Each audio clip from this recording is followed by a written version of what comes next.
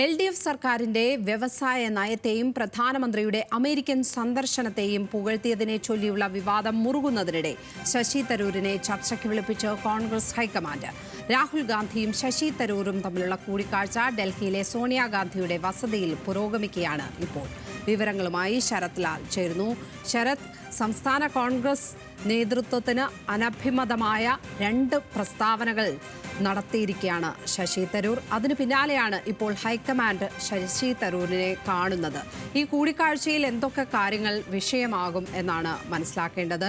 ശശി തരൂരിന് സംസ്ഥാന കോൺഗ്രസ് നേതൃത്വവുമായുള്ള അതൃപ്തി ചർച്ചാ വിഷയമാകുമോ? എന്താണ് മനസ്സിലാക്കേണ്ടത്?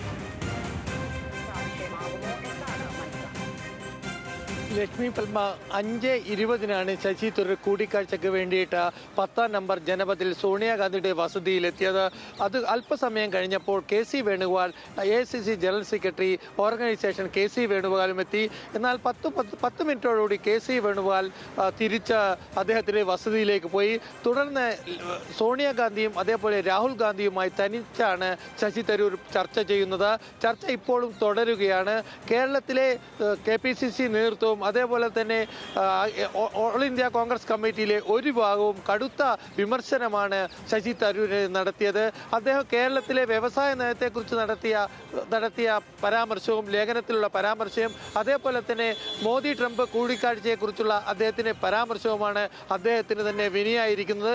ഏതായാലും ഒരു കാര്യം വളരെ പ്രത്യേകമായി എടുത്തു പറയേണ്ടത്, ശശി തരൂർ കഴിഞ്ഞ 2 വർഷത്തിനിടയിൽ വളരെ ചുരുങ്ങിയ സമയങ്ങളിൽ മാത്രമാണ് കോൺഗ്രസ് നേതാവ് രാഹുൽ ഗാന്ധിയുമായി തനിച്ചു ചർച്ച നടത്തുന്നത്. ആദ്യം അദ്ദേഹം അത്തരമൊരു ചർച്ച നടത്തിയത് അദ്ദേഹം AICC അധ്യക്ഷ സ്ഥാനത്തേക്ക് മത്സരിക്കാനിരുന്നപ്പോൾ മാത്രമാണ്. ഇപ്പോഴുള്ള ചർച്ചയിലെ പ്രധാന ഘടകങ്ങൾ, പ്രധാന കാര്യങ്ങൾ ലക്ഷ്മി, ഒന്ന് കേരള വ്യവസായ നയത്തെക്കുറിച്ചുള്ള അദ്ദേഹത്തിൻ്റെ പരാമർശം തന്നെയാണ്. 2, വിദേശകാര്യത്തിൽ മോദിക്കെതിരെ ശക്തമായ നിലപാടെടുക്കുമ്പോൾ ആ തരത്തിൽ മോദിയെ സഹായിക്കുന്ന രീതിയിൽ, മോദിയെ പ്രകീർത്തിക്കുന്ന രീതിയിലുള്ള അദ്ദേഹത്തിൻ്റെ പരാമർശവും. ഈ 2 പരാമർശങ്ങളിലും AICC നേതൃത്വം നേരത്തെ പങ്ക് വ്യക്തമാക്കിയിരുന്നു. ജയറാം രമേശ് വ്യക്തമായി പങ്ക് വ്യക്തമാക്കി.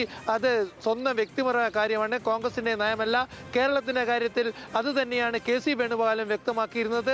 ഏതായാലും ശശി തരൂരിനെ സംബന്ധിച്ചോളം ഈ 2 പരാമർശത്തിൽ നിന്നും പിന്നോട്ടില്ല എന്ന നിലപാടാണ് അദ്ദേഹം ആവർത്തിച്ചത്. ഇന്ന് രാവിലെ AICC ജനറൽ സെക്രട്ടറി KC വേണുഗോപാലായി അദ്ദേഹം നടത്തിയ ചർച്ചയിലും ഇതേ നിലപാടാണ് അദ്ദേഹം ആവർത്തിച്ചത് എന്ന് KC വേണുഗോപാൽ തന്നെ പറഞ്ഞിട്ടുണ്ട്.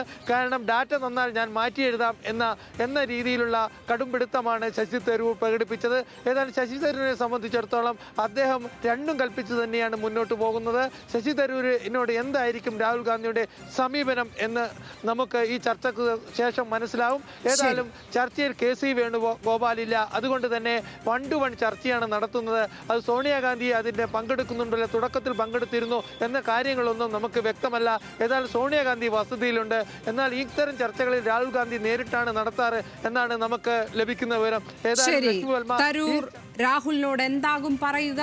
രാഹുൽ തരൂരിനോട് എന്ത് കാര്യങ്ങൾ വ്യക്തമാക്കും? ഇതൊക്കെ അറിയേണ്ടതുണ്ട്. വിശദാംശങ്ങൾ നൽകുകയായിരുന്നു ശരത് ലാൽ ഡൽഹിയിൽ നിന്ന്.